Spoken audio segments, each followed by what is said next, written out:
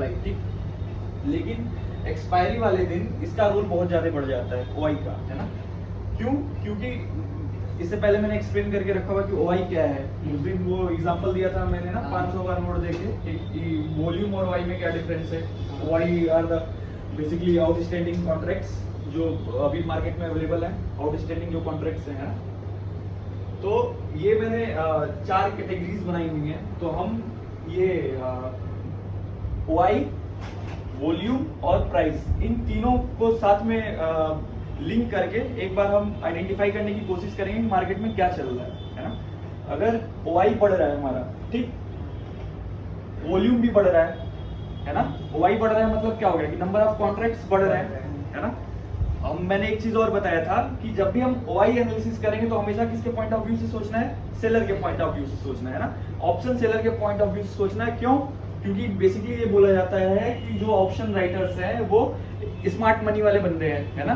उनको margin money ज्यादा देना पड़ता है ऑप्शन सेल करने के लिए। उनका जो रिस्क एक्सपोजर है वो भी बहुत ज्यादा है ना। बायर के कंपैरेटिवली ज्यादा है ऑप्शन सेलिंग का, है ना। तो हम जब भी ओआई का एनालिसिस करेंगे तो किसके पॉइंट ऑफ व्यू से करेंगे? ऑप्शन सेलर की वजह से करेंगे। उसके पीछे रीजन ये है कि ओआई अगर कहीं खड़ा है, अगर किसी ने ऑप्शन सेल किया है तो कुछ स्ट्रेटजी होगी उसकी, है ना। उसने उसी स्ट्रेटजी के बेस पे उसको सेल किया हुआ है। और अगर उसके चीजें अगर उसके अगेंस्ट जाएंगी तो सबसे ज्यादा पैनिक कौन करेगा? बायर या सेलर? सेलर पैनिक करेंगे। अगर किसी ने कॉल शॉर्ट करके रखा हुआ है और मार्केट अगर उसके अगेंस्ट जाएगी तो सबसे ज्यादा पैनिक तो वही होगा ना जिसने कॉल सेल किया हुआ है ना। तो हम वॉल्यूम, प्राइस और ओआई, इन तीनों के कोऑर्डिनेशन में ट्रेंड आइडेंटिफाई करने की कोशिश करते हैं, ठीक है। अगर ओआई बढ़ रहा है, वॉल्यूम भी बढ़ रहा है और प्राइस भी बढ़ रहा है, मतलब क्या हो रहा है?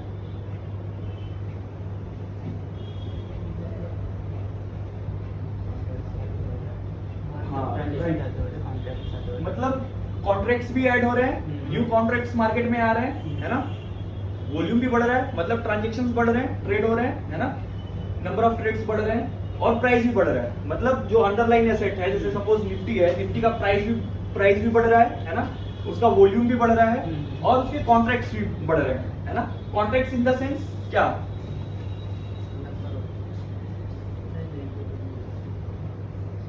ओआई देखो दोनों की ओआई होगी, फ्यूचर का भी ओआई होगा और ऑप्शन का भी ओआई होगा। ओआई तो ओआई है ना, जो भी कॉन्ट्रैक्ट्स हैं उनको ओआई ही बोलेंगे हम। तो अभी हम लोग ये फ्यूचर के बेस पे देख रहे हैं, जो अभी मैंने ये बताया। अभी जो ये हम देख रहे हैं कॉन्ट्रैक्ट्स की बात कर रहे हैं, अभी फ्यूचर के बात में कर रहे हैं। सेम यही लॉजिक डिप्लॉय होगा ऑप्शन के भी बेस पे, ठीक है। अगर ओआई बढ़ रहा है, वॉल्यूम बढ़ रहा है और प्राइस भी बढ़ रहा है, मतलब सिंपल सा एक ट्रेंड है कि पूरी तरीके से बुलिश है, ट्रेंड बुलिश है ना। लोग मार्केट में जो डिमांड है वो बढ़ रहा है, ठीक है। दूसरा नेक्स्ट कंडीशन है ओआई घट रहा है, वॉल्यूम भी घट रहा है और प्राइस बढ़ रहा है ना। इस कंडीशन में क्या हो रहा है? प्राइस बढ़ रहा है ना, मतलब प्राइस बढ़ रहा है लेकिन वॉल्यूम कम हो रहा है। लोगों का जो इंटरेक्शन है, जो बायर एंड सेलर्स का इंटरेक्शन है, जो वॉल्यूम है वो डिक्रीज कर रही है पहले से, है ना। मतलब अब कम लोग इंटरेस्टेड हैं इसमें ट्रेड करने के लिए, है ना। और ओआई भी कम हो रहा है, मतलब जो ऑलरेडी जो कॉन्ट्रैक्ट्स जो अवेलेबल थे मार्केट में वो धीरे धीरे डिक्रीज करना स्टार्ट कर गए, है ना। मतलब जिन लोगों ने पोजीशंस बनाई थी वो लोग पोजीशंस अब स्क्वायर ऑफ कर रहे हैं, है ना। अगर किसी ने बाई करके पोजीशन रखा हुआ है ना, किसी ने बाई करके पोजीशन रखा हुआ है और उसको स्क्वायर ऑफ करेगा, सेल करेगा, तो क्या होगा? प्राइस गिरेगा। अगर किसी ने सेल करके पोजीशन रखा हुआ है और प्राइस अगर उसने अपना पोजीशन अगर स्क्वायर ऑफ किया तो क्या होगा? प्राइस बढ़ेगा, है ना। तो यहाँ पे क्या हो रहा है? ये निफ्टी का चार्ट है ना, निफ्टी फ्यूचर का चार्ट है, दिख रहा है। किस टाइम फ्रेम पे? 5 मिनट के टाइम फ्रेम पे। ये जो चार्ट है ये 15 मिनट के टाइम फ्रेम पे सेम निफ्टी का है, ठीक है। अच्छा, ये पूरे दिन क्या हुआ है? कंसोलिडेट किया है ना।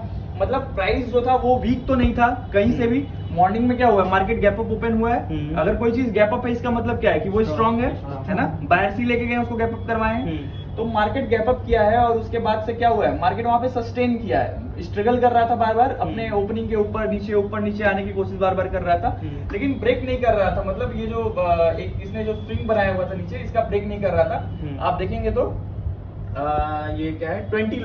20 लो को पकड़ के ये चल रहा था। या 15 मिनट पे ज्यादा क्लियर आपको दिखेगा, ये दिख रहा है ना। मतलब एक्चुअली हम क्या करते हैं ट्रेंड आइडेंटिफिकेशन के लिए 20 20 EMA का हाई और लो लेके चलते हैं। दो पैरेलल लाइनें दिख रही होंगी आप लोगों को, ये दिख रही है, ये और ये। तो ये देखो आप, जो 20 लो है इसको पकड़ के ये यहाँ पे कंसोलिडेट कर रहा है, रुका हुआ है ना। इसका मतलब क्या है कि वो रिस्पेक्ट कर रहा है इस चीज को, ब्रेक तो नहीं कर रहा है ना, लेकिन इसको अभी पावर नहीं मिल पा रहा है ब्रेकआउट करने का। अच्छा, अब जिसको OI का नॉलेज होगा, है ना, जैसे जनरंजन देख रहा था मॉर्निंग में, तो उसको पता चल रहा था कि यहाँ पे OI कितने खड़े हैं, है ना।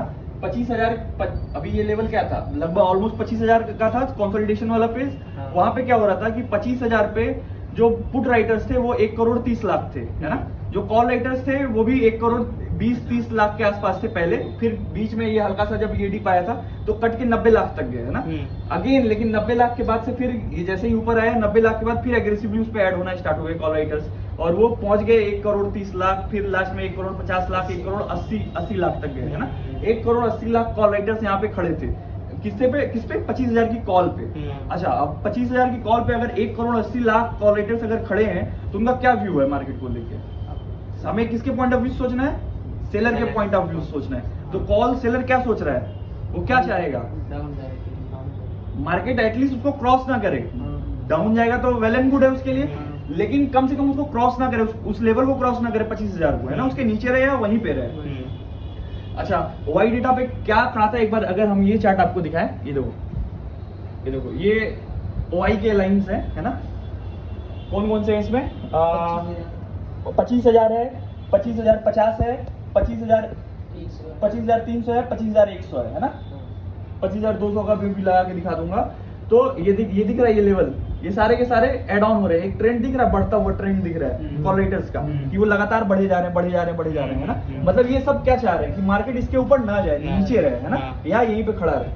सडनली क्या होता है, ये वाली जो कैंडल है, ये दिख रही है, सडनली ये कैंडल, है ना। अब ये कैंडल बनती है किसकी वजह से, अब अगर यहाँ पे अगर HDFC बैंक अगर हो और ICICI बैंक हो, तो मैं दिखाऊं आप लोगों को, ये रहा, हाँ, रिलायंस भी था। मेजर कंट्रीब्यूटर कौन कौन है इसमें, HDFC, ICICI और रिलायंस, है ना। अब ये देखो ब्रेकआउट क्या हुआ है, राजू आप भी देखिए, ये कैंडल दिख रहा है, ये ICICI का है, इसने कितने भयानक तरीके से ब्रेकआउट किया है, दिख रहा है। ICICI, HDFC देखो ब्रेकआउट किया है ना। इन्होंने क्या किया, रिलायंस भी था एट द सेम टाइम, उसने भी ब्रेकआउट दिया था।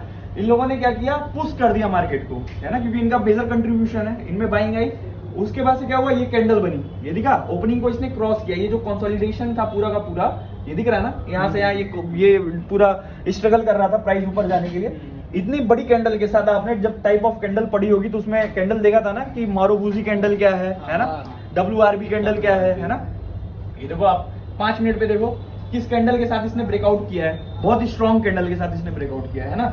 जब यहाँ पे इसने ब्रेकआउट किया इस जोन को, ये जो पूरा कंसोलिडेशन वाला जोन था, इसको जब ब्रेकआउट किया तो क्या हो गया, बेसिकली जो लोग यहाँ पे शॉर्ट साइड से बड़े हुए थे वो लोग ट्रैप हो गए, है ना। मतलब ये जितने भी कॉल राइटर्स यहाँ पे खड़े थे, 25,000 पे कॉल राइटर्स, जो 1,80,00,000 कॉल राइटर्स खड़े थे, 25,050 पे 1 करोड़ प्लस ही कॉल राइटर्स खड़े थे। मतलब बेसिकली 2-3 स्ट्राइक्स को अगर हम जोड़ लेते तो 5-6 करोड़ कॉल राइटर्स खड़े थे, है ना।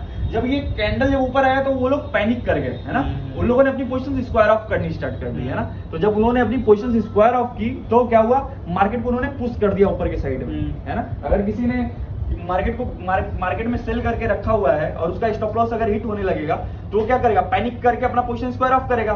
तो अगर किसी ने सेल करके रखा है तो जब पैनिक होके क्या करेगा, बाई करेगा ना स्क्वायर ऑफ करने के लिए। तो जब बाई करेगा तो क्या होगा, मार्केट को पुश कर देगा ऊपर के साइड में, है ना। तो आज मार्केट में यही हुआ, और एक्सपायरी वाले दिन इसका बहुत मेजर रोल रहता है OI का, है ना।